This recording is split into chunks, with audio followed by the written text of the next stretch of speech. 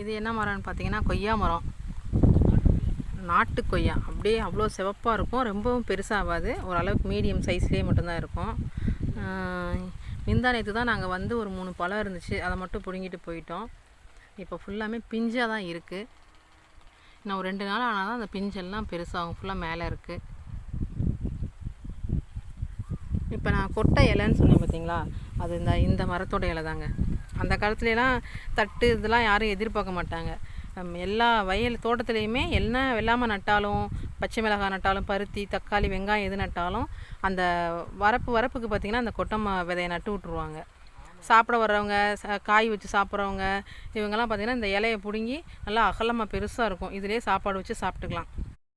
இப்போ பார்த்தீங்கன்னா இதுவும் பெரிய வாழைத்தாறு பக்கத்தில் தான் இருக்குது. இது என்னாச்சுன்னு பார்த்தீங்கன்னா, இப்போ ஒரு வாரத்துக்கு முன்னாடி பயங்கர மழைன்னு சொன்னேன் பார்த்தீங்களா, அந்த டயத்தில் காற்று, செம்ம காற்று, அப்படியே மரம் லைட்டாக சாஞ்சிருச்சு. உள்ள தண்டு எதுவும் உடஞ்சிருச்சா என்னன்னு தெரியல.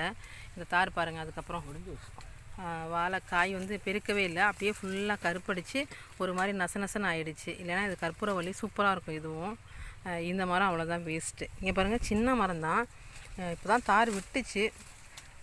அப்படியே பார்த்தீங்கன்னா மழை பெய்யுமேனு அப்படியே சாஞ்சிருச்சு. அந்த ஒரு தார் ஃபுல்லாமே வேஸ்ட்டு தான். இது பார்த்திங்கன்னா இதுவும் வந்து கற்பூரவள்ளி தான். இப்போ தான் வந்துட்டுருக்கு, பூ இருக்குது. இன்னும் 2 நாள் கழித்து வந்து ஒடிச்சிக்கலாம். இப்போயே ஒடிச்சோம்னா ஒரு மாதிரி கீழே சூம்பல் ஆகிடும். இன்னும் ஒரு 2 நாள் ஆகி நான் அப்படியே கொஞ்சம் காய் பெருக்க ஆரம்பிச்சேன், நம்ம அந்த பூ வந்து அப்படியே ஒடிச்சிக்கலாம். பாருங்கள், இன்னும் எப்படியும் ஒரு வாரம் ஆகும். இதுவும் தார் கொஞ்சம் காய் பெருக்கணுன்னே நம்ம அந்த வாழைப்பூ வந்து உடைச்சிடலாம். ஒரு நாளைக்கு வாழைப்பூ வடை எப்படி பண்ணுறதுன்னு சொல்லிட்டு வீடியோ போட்டு காமிக்கிறேன்.